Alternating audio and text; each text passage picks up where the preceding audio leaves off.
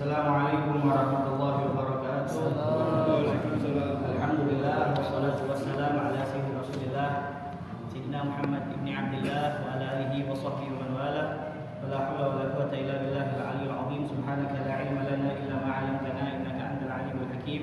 Rabbi shrah sadri wa yassir li amri wahlul 'uqdatam min lisani yafqahu qawli. Saddid bi lisani wa hdi qalbi bi jahi Nabi Muhammad sallallahu alaihi wasallam wa alihi washabihi. Allahumma ya mu'allimal Adam wa Ibrahim, alimna ilma ma yanfa'una wanfa'na bima 'allamtana wa zidna fahma. Rabbi zidni ilma warzuqni fahma. Amin.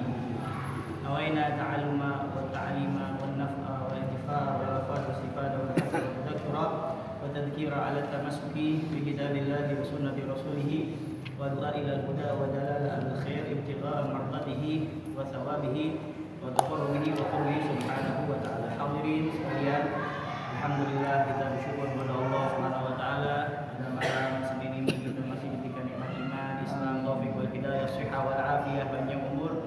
Mudah-mudahan senantiasa kita istiqamah sampai husnul khatimah. Amin ya rabbal alamin. Al-qaidah sadisa asyarah. Kemarin kita udah kelewatan, jadi kita ulang lagi yang belum dibaca, yaitu Al-Qaidah Sadisa Asyarah, kaidah yang ke-16.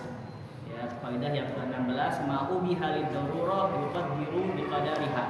Sesuatu yang diperbolehkan karena keadaan darurat, sesuatu yang diperbolehkan dalam keadaan darurat, maka kebolehannya itu hanya sebatas kadar yang diperlukan oleh keadaan darurat tersebut.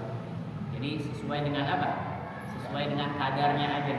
Kagak semuanya menjadi halal, yang tadinya haram bisa menjadi halal, tapi sesuai dengan kadarnya. Jadi maksudnya ketika seseorang diberi rukhsah, apa itu rukhsah? Keringanan karena sesuatu yang darurat, maka ia hanya boleh mengambil keringanan tersebut, rukhsah tersebut sesuai dengan kebutuhan, tidak boleh melampaui batas. Allah Subhanahu wa taala berfirman, "Faman ittara ghaira baghin wala 'adin fala isma 'alaihi." Barang siapa dalam keadaan terpaksa sedang ia tidak menginginkannya, dia sebenarnya nggak mau nih, tapi karena memang keadaannya aja yang menuntut dia untuk melakukan itu, tapi tanpa tidak melampaui batas, jadi sesuai dengan kadarnya, maka tidak ada dosa, ya tidak ada dosa baginya. Nah, jadi Allah memperbolehkan misalkan memakan bangkai dalam saat darurat. Tapi Allah Subhanahu wa taala memberi syarat, ya ghaira baghin, tidak mencari-cari alasan untuk melakukannya. Maksudnya apa? Ya cari-cari alasan ya supaya dia bisa makan bangkai. Tapi memang keadaannya dia yang menuntut untuk mau kagak mau makan bangkai. Supaya apa? Supaya dia tidak kelaparan, yang mana dengan laparnya tersebut menyebabkan dia halak, menyebabkan dia mati. Wala adin, itu juga tidak melampaui batas. Tidak melampaui batas, makanya Imam Ibnu Katsir dalam tafsirnya beliau menafsirkan ay ghairu mutajawizin qadril hajah, ghairu mutajawizin qadril hajah, yakni tidak melebihi kadar kebutuhan. Bahagara. Jadi di antaranya kemarin kita udah membahas tentang la yaqulu minal maitah illa ya qadra sadr ramak. Tidak boleh bagi orang yang utor, yang dalam keadaan darurat memakan daripada maitah, bangke, illa melainkan ya, supaya dia bisa meneruskan hidupnya. Jadi masih bisa untuk dia ya supaya dia hidup, supaya dia kagak mati gitu. Jadi boleh seperti itu. Begitu juga manustusyira fi khatibin. Kemarin juga sebelum penutupan kita bahas ini, siapa orang yang diminta untuk diberi petunjuk fi khatibin dalam hal khatib. Waqtafa bi ta'rid ka qawlihi la yasruhu lati lam yahdil ila tasrih. Jadi kalau misalkan ada orang diminta untuk diberikan nasihat, itu cocok gak saya punya anak kawin sama itu orang laki-laki, dia pengen datang ke rumah, pengen minta anak saya. Maka kalau cukup kita, kalau misalkan kagak cocok, nah kita nih yang dikasih pendapat ya, bukan orang lain, kita yang dikasih pendapat. Kita cukup ngomong Lah, tidak. Jangan terus ngumbar-ngumbar aibnya dia. Oh jangan, nanti ente kayak gini. Wah dia aibnya banyak gini. Cukup aja, tidak. Tapi kalau dia pengen penjelasan, kasih satu penjelasan aja, jangan banyak-banyak. Mentang-mentang yang datang ke tempatnya dia nih, ya sohib kita misalkan nanya sama kita, gimana tuh pendapat ente tentang fulan, ibn fulan, dia pengen nikahin anak saya. Wah, betulan nih, gua buka aja dah semuanya. Tidak, ya. Kenapa? Udah kalau kata saya tidak kan kamu pengen apa? Pendapat saya. Ya, udah tidak. Tapi kalau mau penjelasan satu aja kasih, karena dia kayak gini. Kenapa? Dia udah punya istri 4, masa mau 5? Kan haram. Ya, oh enggak, anak saya suka, jangan, ya, nggak boleh melanggar syariat. Bahagia dan sampai kepada minha la yajuzu tazwiju majnun, ya betul. Sampai situ. Ya. Minha lau qasada na'am. Di antaranya yang mau bihalid darurat, sesuatu yang diperbolehkan karena darurat, yuqaddiru biqadariha, maka cukup sekedarnya saja. Minha lau qasada, di situ bukan qasada. Kalau di kitab sini qasada. Ya, sebenarnya qasada. Di situ apa qasada? Nah, kalau qasada itu fasad, ngambil darah yang kotor. Kan ada hijamah, ada fasdu, ya. Nah, ini lau qasada ajnabiyun imra'atan. Lau qasada ajnabiyun imra'atan, apabila seseorang ajnabi, laki-laki yang bukan mahramnya, dia itu bertujuan kepada seorang perempuan. Tuh, seorang perempuan, maksudnya apa? Ini perempuan pengen berobat. Ini perempuan pengen disembuhin sama ini laki-laki. Wajaba antastura jami'a sa'idiha wa la yakshifu illa ma lahu minhu lil qasdi. Ya, kalau ini lil qasdi, tapi sebenarnya lil qasd. Illa lil qasd. Tapi apa namanya? Ada juga bisa lil qasdi juga. Lil qasdi juga cocok juga artinya. Kalau misalkan ada seseorang dia itu pengen berobat, maka wajib bagi itu perempuan untuk menutup seluruh tubuhnya, ya, kecuali apa-apa yang mana tujuannya untuk berobat. Misalkan tujuan berobatnya di mana? Di perut. Aurat apa bukan perempuan? Aurat. Gimana caranya? Harus mau nggak mau melihat perut, betul. Maka yang dilihat perutnya aja, jangan yang ke mana-mana lagi. Ya, dukun cabul atau dokter yang ini mesum, wah ini sebenarnya penyakitnya bukan di sini aja nih, ya, di atasnya juga, di bawahnya juga, di samping, di belakang. Masya Allah, itu sih bisa-bisaan dia aja tuh. Dan itu juga ada sering bicara, itu juga harus ditemenin sama mahramnya, sama adiknya atau kakaknya atau suaminya, ya, atau ya pokoknya mahramnya dia dah harus ditemenin. Dan itu juga syaratnya kalau kagak ada dokter laki-laki adalah perempuan yang lain, atau ada dokter perempuan tapi nggak ahli, nggak pakar seperti ini dokter yang laki-laki, dia pengen ke pakarnya yang khusus untuk menyembuhkan penyakitnya dia. Dan yang kedua itu tujuannya harus apa? Di tempat itu aja, kagak boleh kemana-mana, nggak boleh ngeraba-ngeraba, pokoknya macam-macam dah, nggak boleh. Tujuannya pak di situ aja udah, letak sakitnya aja. Terus sesuai dengan kebutuhan. Ini kan dalam keadaan darurat, boleh nggak seorang laki-laki menyentuh perempuan? Nggak boleh. Boleh nggak seorang laki-laki melihat aurat perempuan? Nggak boleh. Tapi kalau dalam keadaan darurat, mau bihalid darurat, walaupun itu dibolehkan dalam keadaan darurat, tapi yuqaddiru biqadariha, tapi cukup sekedarnya aja. Bisa juga ini lil fasad, ya. Lau fasada ajnabiyun imra'ah, misalkan perempuan pengen fasad. Antum ada yang pernah fasad enggak di sini? Fasdu, ya. Kalau hijamah sih sering bekam, ya. Fasdu ada juga belum pernah tuh fasdu. Wajib an tastura jami' sa'idiha, maka wajib untuk apa? Untuk menutup semua lengan perempuan itu. Wala yakshifu illa ma la budda minhu lil fasad. Maka tidak boleh membukanya kecuali yang memang tujuannya buat fasdu. Ya kalau fasdu ini lebih khusus. Kalau fasad itu semuanya dalam hal perobatan. Ya mau dia fasdu atau bukan, maka tidak boleh kecuali yang sekedarnya saja, yang tempat sakitnya aja. Ini mafhum di sini? Ya, mafhum sampai sini ya. Antum kalau jadi dokter yang beriman sama Allah Subhanahu wa taala, dokter yang bertakwa sama Allah Subhanahu wa taala. Itu Abu Ya Hasan bilang sama murid-muridnya anak dalwa,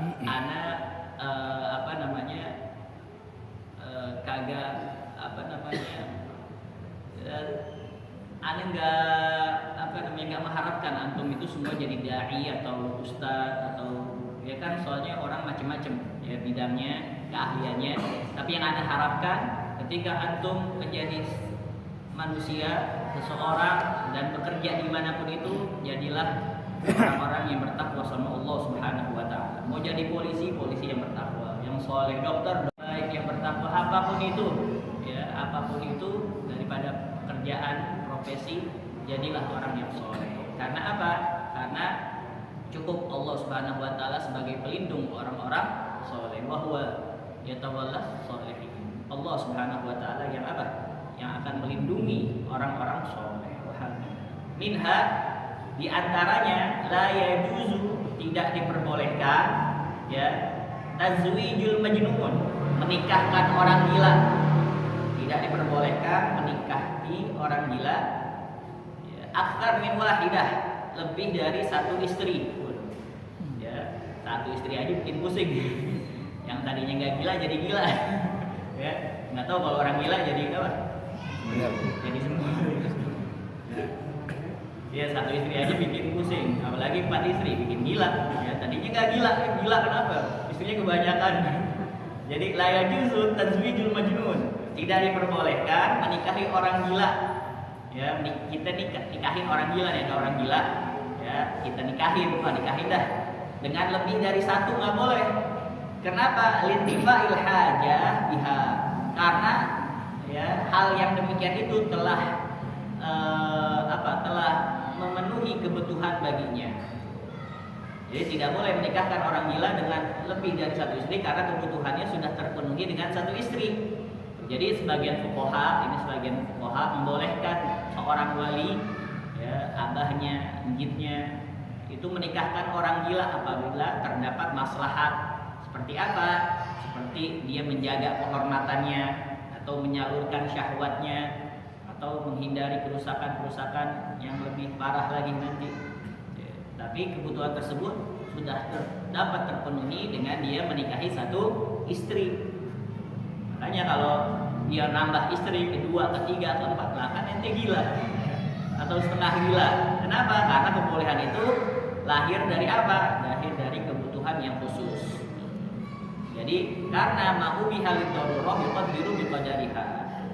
Ma'ubiha lid-darurah, sesuatu yang diperbolehkan karena darurat, yuqaddiru biqadariha, maka cukup sekedarnya saja karena darurat tersebut. Tadi ya, supaya dia bisa menyalurkan syahwatnya, menjaga kehormatannya, insyaallah. Tapi biasanya nih orang gila agak pusing dia, ya kagak punya apa ya? Nggak tahu deh pusing apa kagak. Ya, soalnya kita nggak pernah melihat orang gila itu nyebrang lihat kanan lihat kiri, ya. Lolos saja dia dan nggak pernah sakit, jarang sakit ya, karena nggak ada pikiran tuh 70% penyakit tuh ada di pikiran. 70% penyakit ada di pikiran, masya Allah. Makanya baca ya farijal ham, ya kashifal gham, ya man bi abdihi yaghfir. Baca itu terus, insya Allah Allah Subhanahu wa taala memudahkan segala urusan kita, dan Allah Subhanahu wa taala membuat pikiran kita nyaman, tenang. Walaupun tetap ada yang namanya ujian, cobaan, tapi ada juga solusi yang langsung dari Allah Subhanahu wa taala. Solusinya dari siapa? Langsung dari Allah Subhanahu wa taala. Nah, kadang-kadang kalau kita nanya solusi sama manusia, tambah pusing lagi kita. Ya, tadinya pusing, ya solusi dari manusia tambah pusingnya gitu. Tapi kita minta semuanya sama Allah Subhanahu wa taala. Mungkin ada orang-orang yang akan membantu kita dalam hal kita untuk supaya menghilangkan daripada masalah. Hakata. Minha la yajuzu tazwijul majnun akthar min wahidah. Ya, linnifa'il hajah biha. Nah, ini yang keempat, yang keberapa nih? 1 5 ya, yang terakhir. Yang terakhir ya, ini masalah ta'addud Jum'ah. Ya, ta'addud Jum'ah, jadi beberapa Jumat di dalam satu kampung. Minha diantaranya idza qulna balad itu kan fi khittatil balad. Kalau kita belajar Safinatun Najah, balad itu yang di situ ada rumah sakitnya sendiri, ada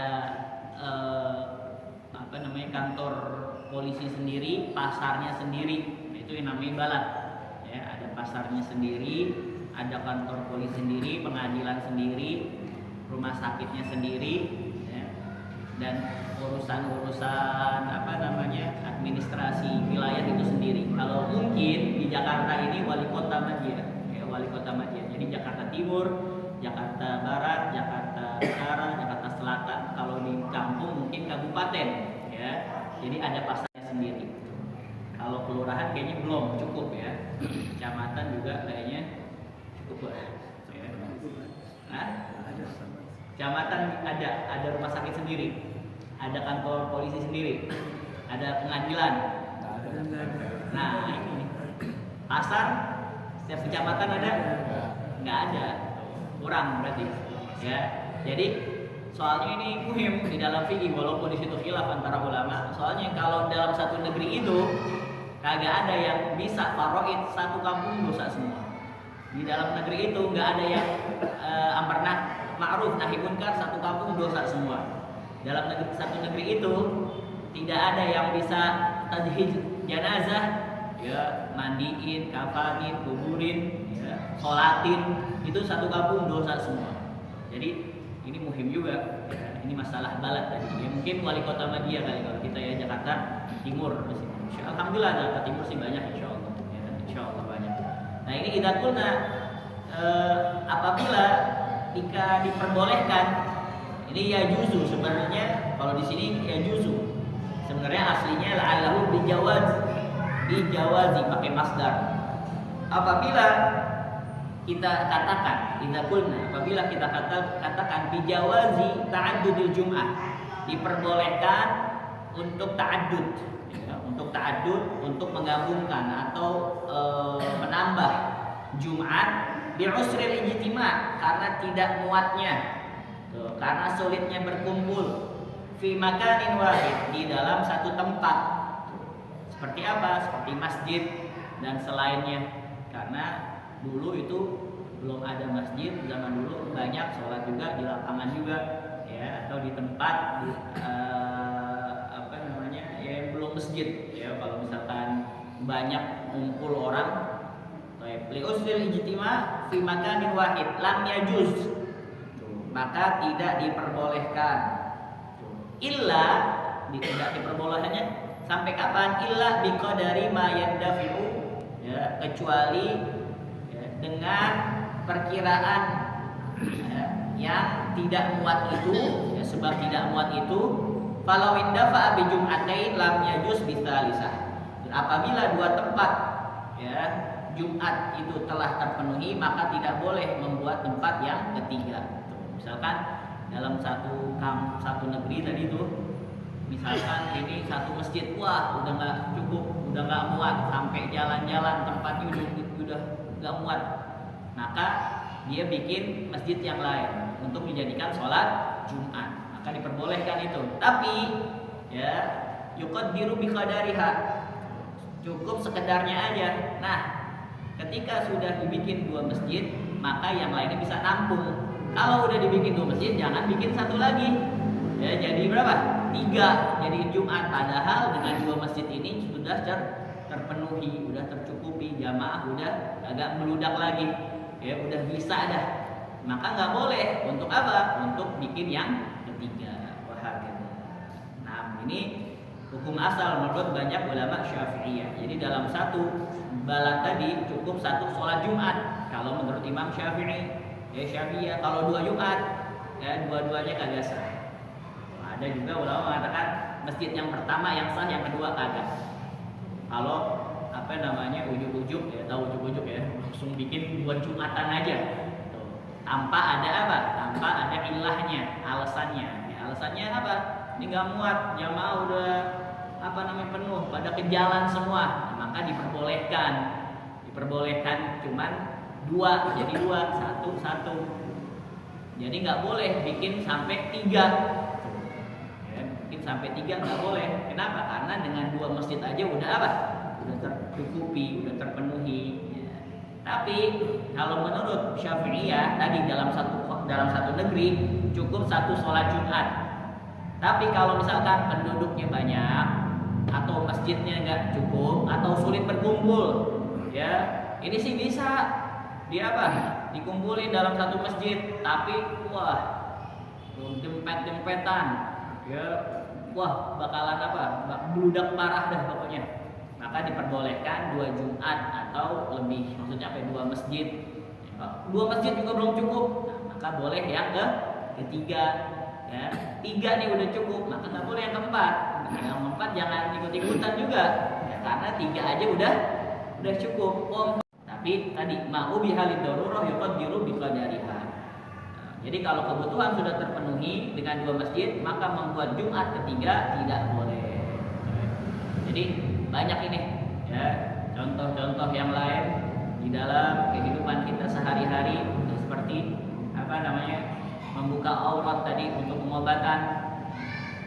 Dokter boleh melihat aurat pasien, tapi ya, tadi syaratnya hanya bagian yang dibutuhkan dan tidak seluruh tubuh, dan harus didampingi oleh mahramnya. Gitu juga ketika berbicara ketika khutbah Jumat.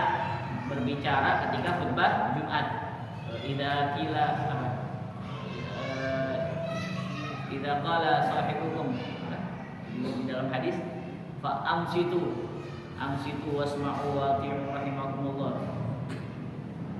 Apa tuh ada di dalam hadis? Biasanya suka dibaca di sini nih. Ya, apabila idza qila lakum idza khataba, hadis lupa. Ahadukum ya amsitu was fala jum'atalah tuh. Ya, hadisnya tuh. Idza qala li sahibikum yaumal jum'ati amsitu. Kalau misalkan ada yang ngomong pada Jumat maka tidak ada Jumat baginya. Maksudnya apa? Dia nggak mendapatkan Jumat yang sempurna. Sholatnya sah, menggugurkan kewajiban dia, tapi Jumatnya kagak sempurna, kurang. Sebab apa? Sebab ngobrol tadi, ngomong. Nah ini berbicara ketika khutbah Jumat karena darurat, boleh. Ya, boleh karena darurat. Ya, kalau kagak darurat itu makruh. Bahkan ada ulama yang lain mengatakan Jumatnya nggak sah, ganti sama zuhur.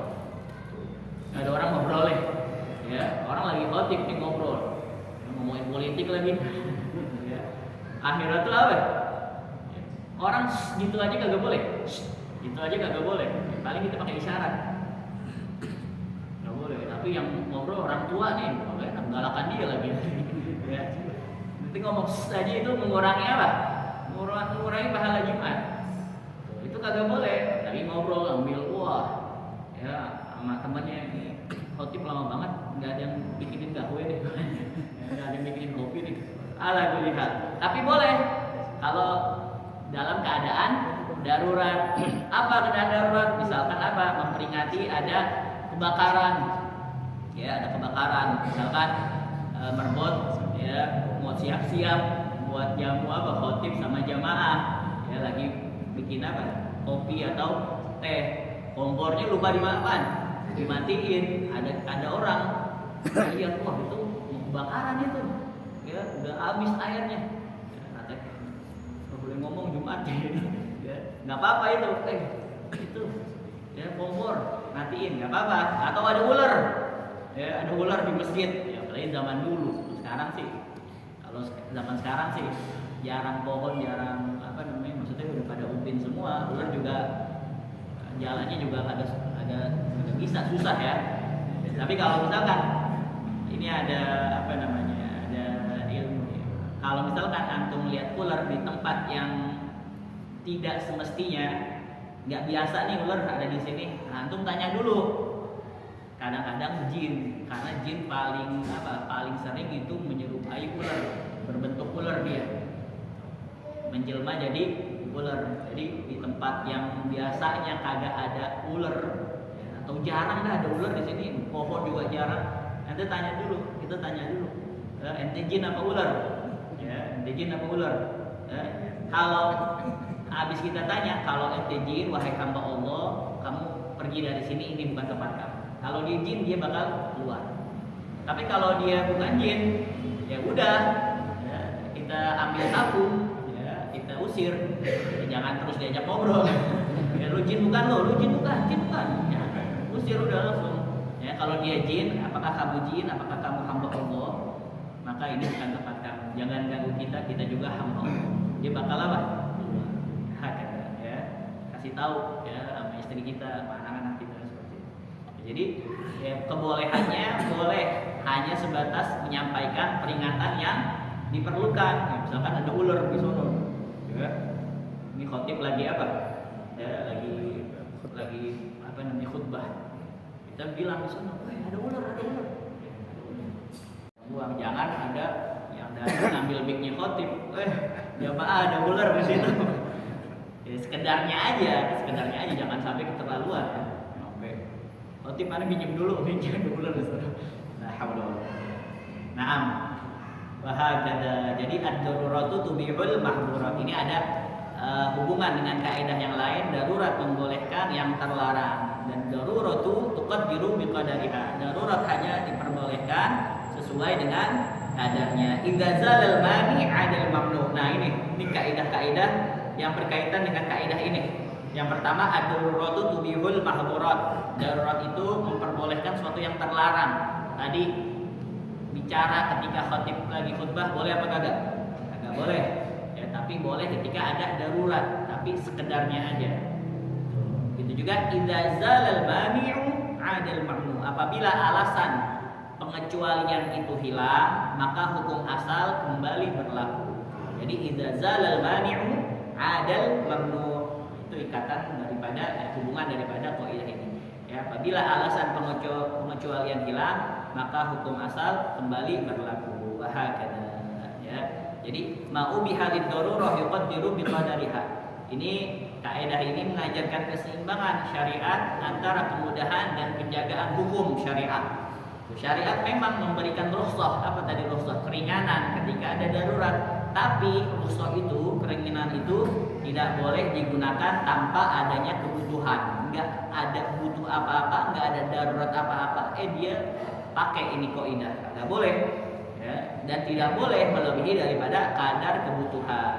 Begitu juga harus berhenti ya ketika darurat telah hilang. Ya, misalkan dia apa? Dia aus, ternyata ada khamr. Pas ada khamr dia minum. Ya, dia minum terus, padahal dia bukan di tempat yang darurat lagi. Maksudnya apa? Dia misalkan aus di padang pasir atau di hutan, ya, dia bingung, kagak ada air, kagak ada makanan, itu dia minum apa? Minum khamr supaya menghilangkan ausnya. Nah, ketika dia udah jalan sampai beberapa kilo, ternyata ada warung, maka dia nggak boleh lagi minum apa? Minum khamr karena sudah hilang. Idza zalal mani ya 'adal mamnu. Hakada. Wallahu a'lam bishawab. Rabbi zidni ilma warzuqni fahma. Jadi ya, mudah-mudahan antum paham insyaallah ya. Jadi ma'u bihalid darurah yuqaddiru biqadariha. Sesuatu yang diperbolehkan karena darurat, maka cukup sekedarnya aja ya, karena darurat tersebut. Enggak boleh seterusnya, ya, enggak boleh seterusnya. Wallahu a'lam bishawab. Ya Rasulullah, satu tadi masalah tentang sholat Jumat. Nah, kalau khotib udah naik, jamaah kan tidak diperbolehkan berbicara. Berbicara. Nah. Itu yang pertama. Yang kedua kan kita kan udah duduk nih bersama kosong di depan. Jamaah nih ada yang mau lewat, yang ngulurin tangan salaman. Nah, itu boleh nggak kita salaman juga? Kita kan udah bergerak itu. Iya, nggak apa-apa kalau salah. Nah, terus yang ke tapi memang menghilangkan kekhusyuan itu. ya itu Ya. maksud saya. Foto aja juga bisa menghilangkan kekhusyuan. Jadi bagusnya kita gimana? Dia menurut kita kan begini, kita kita salamin aja. Karena itu kita jabar khotir namanya, supaya hati dia nggak sakit. Ya mungkin dia kagak tahu, karena nggak semua orang kan tahu. Ya nggak apa-apa. Tapi sebelumnya harusnya kita kasih tahu dulu kalau khotib udah di mimbar itu fokus untuk mendengarkan khotib, kagak boleh ada yang lain-lain. Fokus. Hatta HP aja nih, HP aja itu juga bisa menghilangkan kesempurnaan daripada Jumat tersebut. Nah, ya. Dan kalau misalkan ada khotib udah naik, terus kita belum sholat tahiyatul masjid, lebih baik kita sholat tahiyatul masjid. Ya. Baik kita sholat tahiyatul masjid. Waktu itu pernah Rasulullah SAW ada sahabat datang langsung duduk, kata Rasulullah SAW, sholat kamu 2 rakaat. Tapi jangan sampai kita idza. Makanya harus ada ilmunya. Idza itu apa? Mengganggu. Ya, orang yang udah khusyuk, yang udah dengerin khatib, ya sampai khusyuknya sampai masya Allah, pas lagi Rabbana atina fid dunya hasanah baru palanya dengar ya. Sebelumnya khusyuk banget, masya Allah. Ya, itu apa? Ya, kita jangan ganggu, jangan idzan, apalagi ngelangkahin tuh. Melangkahi apa? Pundak-pundak jamaah itu makruh, bisa jadi haram kalau dia apa? Mengganggu. Mengganggu orang lain ketika dia mendengarkan khutbah Jumat.